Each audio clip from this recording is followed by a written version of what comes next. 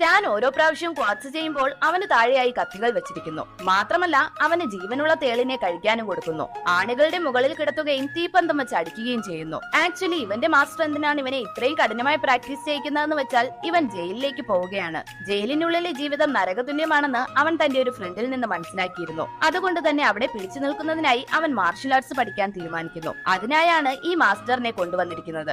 എല്ലാ ദിവസവും അവന് കുടിക്കാൻ പോലും കഴിയാത്ത ന്യൂട്രിയൻ ഡ്രിങ്ക്സ് കുടിപ്പിക്കുന്നു. കഠിനമായി ടോർച്ചർ ചെയ്താണ് അവനെ പ്രാക്ടീസ് ചെയ്യിക്കുന്നത്. അവന്റെ മുഖത്ത് കണ്ടിന്യൂസ് ആയി അടിക്കുകയും ചെയ്യുന്നു. അത് കിട്ടാതെ തടയുന്നതിലൂടെ വേണം അവൻ ഡിഫൻസ് ചെയ്യാൻ പഠിക്കേണ്ടത്. അവസാനത്തെ ലെസൺ എന്താണെന്ന് വെച്ചാൽ ഒരു വിരൽ യൂസ് ചെയ്ത് ഒരു പലകയെ തകർക്കണം. മാസ്റ്റർ വളരെ ഈസിയായി അത് ചെയ്യുന്നു. സ്റ്റാനും അതുപോലെ തന്നെ ട്രൈ ചെയ്ത് നോക്കുന്നു. പക്ഷെ അവന്റെ വിരൽ ഒടിയുന്നു. മാസ്റ്റർ ഉടനെ തന്നെ അവന്റെ വിരൽ പിടിച്ച് നിവർത്തുന്നു. അവൻ വേദന കാരണം നിലവിളിക്കുന്നു. അവസാനം 5 മാസത്തെ ട്രെയിനിങ്ങിന് ശേഷം സ്റ്റാൻ ആ ട്രിക്ക് ചെയ്യാൻ പഠിക്കുന്നു. അവൻ സ്ട്രോങ് ആയി മാറിയിരിക്കുന്നു. ജയിലിലേക്ക് പോകുന്ന വഴി വീക്കായ ജയിൽ പുള്ളികളെല്ലാം വണ്ടിയിലിരുന്ന് കരയാൻ തുടങ്ങുന്നു. പക്ഷെ സ്റ്റാൻ മാത്രം ഒരു റിയാക്ഷനും ഇല്ലാതിരിക്കുന്നു. അപ്പോൾ അവന്റെ അടുത്തിരുന്ന ഒരാൾ അവനെ പ്രൊവോക്ക് ചെയ്തതും സ്റ്റാൻ വളരെ സിമ്പിളായി അയാളെ ഹാൻഡിൽ ചെയ്യുന്നു. അതിനുശേഷം ജയിലിനകത്ത് എത്ര ടീമുകൾ ഉണ്ടെന്ന് അവൻ തന്റെ റൂംമേറ്റായ ആളിൽ നിന്ന് മനസ്സിലാക്കുന്നു. അന്ന് തന്നെ അവൻ എല്ലാ ടീമിലെ ആളുകളെയും ഒറ്റയ്ക്ക് അടിച്ചു തോൽപ്പിക്കുന്നു. അതിൽ അവനേക്കാൾ വലിയ ബോഡിയുള്ളവരുമുണ്ട്. അതിനുശേഷം ജയിലിലുള്ളവർ ആരെയും പരസ്പരം ഉപദ്രവിക്കാതെ വളരെയധികം ഫ്രണ്ട്ലി ആയിരിക്കുന്നു.